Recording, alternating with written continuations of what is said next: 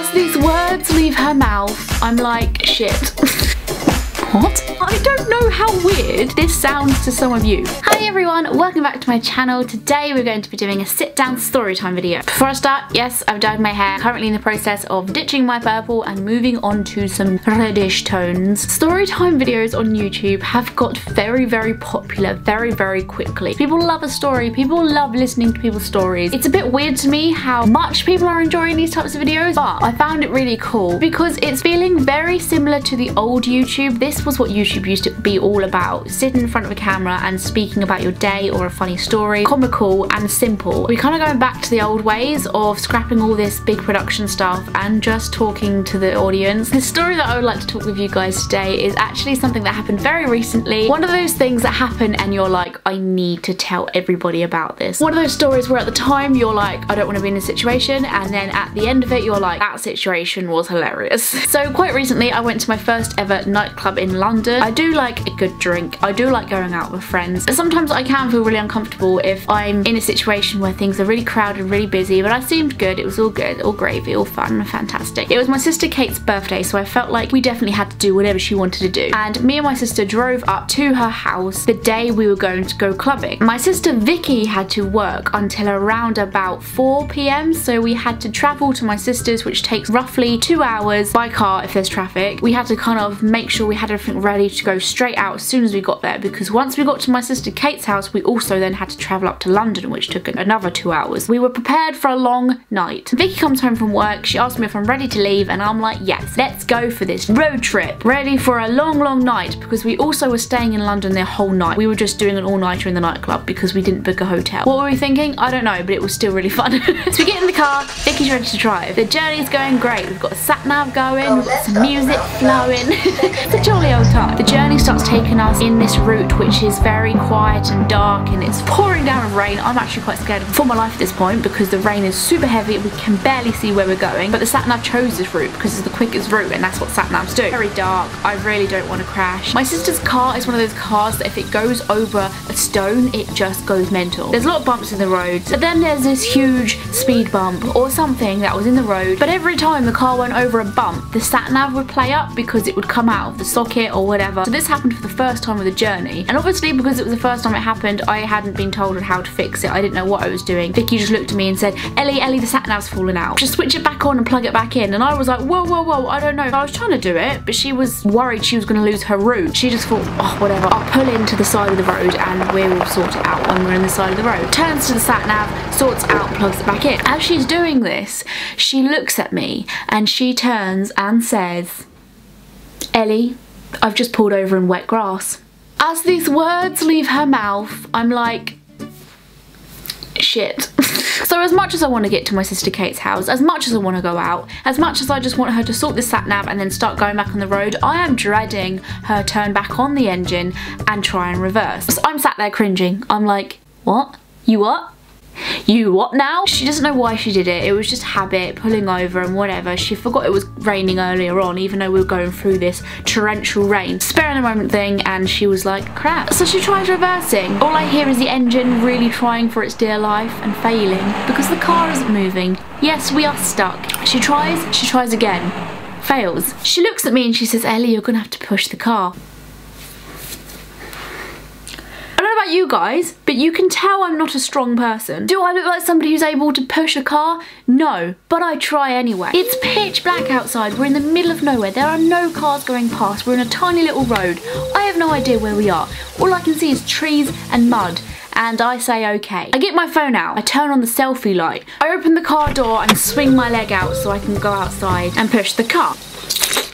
All you can hear is wet mud go all over my lovely new white sneakers. So out I get, looking with my torch to find out where it is I need to push. I signal to Vicky to reverse, and I push, and I push, and I push. Does the car move? Of course it bloody doesn't. So I look at her like, you need to stop reversing because your engine is stinking and we don't want to break down. Come to her side of the window and I'm like, well, what do we do? And then she starts super panicking. I feel like she's almost about to cry. So I'm looking around like, there is nothing here to go to. There's no houses. We're gonna have to call someone. Bearing in mind, at this point in time, my other sister texts us like, how's the journey going? I'm all ready now. We've still got to go to London once we get to my sister's house. So we're just sat there thinking about our life and where it's gonna go go. It's dark, it's quiet, we're kind of scared, we're freaking out.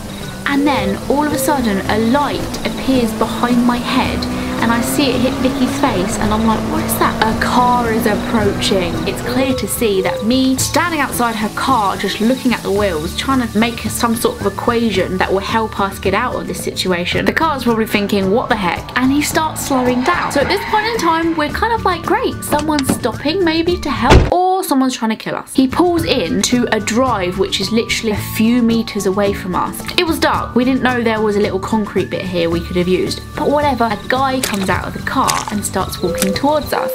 Don't kill me, I didn't do anything wrong. In my mind, I'm like, crap, self-defense. I don't know what. I didn't listen in self-defense. How do I do things? The guy carries on walking and he's like, what's wrong? You're right. My sister goes, no. Clearly, we're stuck in the mud. She says, my car won't reverse. We're stuck and we don't know what to do. The guy comes over, has a little look, and he says, I'll help you push. So here we are, me and a random guy start pushing on this car. Vicky's trying to reverse, her engine's starting to stink again. I'm like, we should stop this. Nothing's gonna work. This isn't gonna work. We're not strong. You're obviously not very strong. I'm not even an S of the word strong. So we're doomed. And then Vicky says to the guy, if I knew this was gonna happen, I would have just pulled up at that drive that you did. And he just looks at her and goes, oh, what? You would have pulled up into my house? Uh-oh. He's pissed. So now we figured out that the guy was actually just returning home and saw us on the way. He obviously lives somewhere in a farm or something because this driveway seems to be his. He seems a bit pissed off. It's a Saturday night. He doesn't want to be talking to girls who are stuck in his garden. So he kind of just looks at the tyres, looks around and just says to me and Vicky, all right then, I'll get my tractor.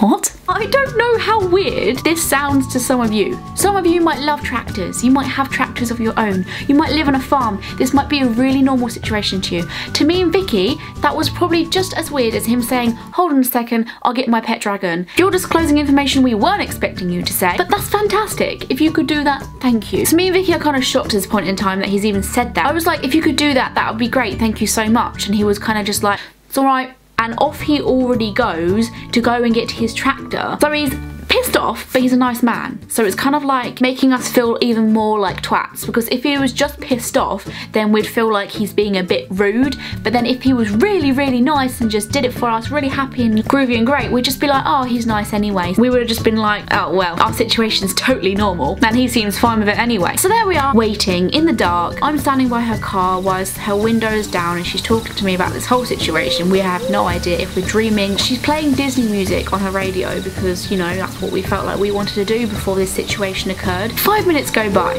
10 minutes go by.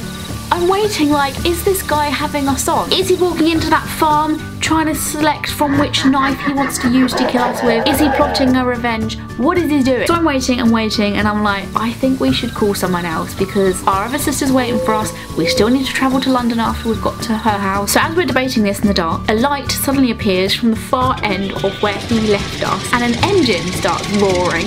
I look over, it's him. An actual tractor comes out of the darkness like this.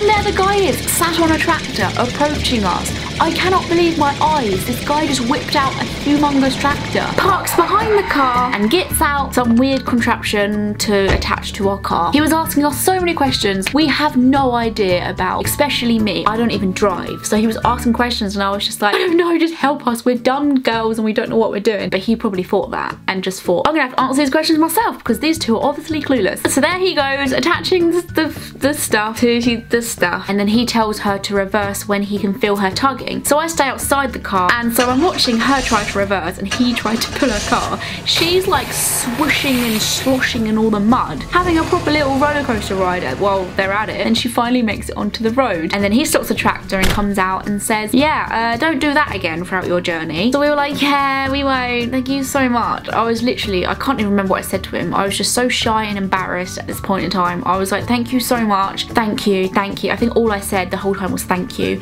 When he was asking questions about the car, I was probably just like, thank you. And he said, no problem, just don't do it again. Where are you going? You've got a long journey? And I said, about an hour and a half. And he was like, well, that's long enough for you to do it again then. We're not gonna do this again because the chances are a tractor comes by is very, very small. So then he goes off on his tractor and we're in the car again, start the journey, and off we are, ready to go to Kate's house. And we're speaking to each other in the car like, what would we have done? We probably would have been able to call somebody, but it might have taken hour, ruined our night completely, just ruined all our plans. Our parents would have been like, what the hell, we give you one job. We were honestly saying to each other, I think an angel came down and saved us. We were sent an angel that night, and it was an angel who owned a tractor, and I'm totally cool with that. If you're watching, or you know somebody who knows this story and know the guy who did this, he might have told you or something, just thanks. I'm sending this out there. If there is a god or some sort of thing called karma or whatever, a world out there that can do this for me, send that guy some luck for this week or next, because he deserves it. What a star. What a trooper.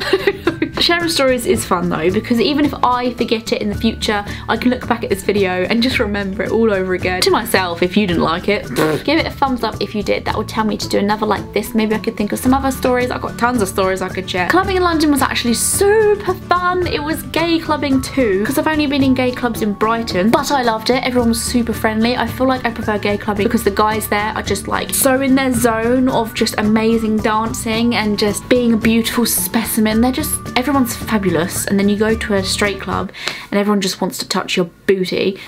There was also one of you guys that said hello, so if you're watching, you are so cute and gorgeous and lovely, and I appreciated that. It was so sweet. It made my night, actually. Thanks for watching, guys. Make sure you follow me on social media, and you will hear a lot from me about weird situations like this that happen in my life, because I tweet things all the time. I love you so, so much. Stay positive, choose happiness, and happiness will choose you. Bye, guys.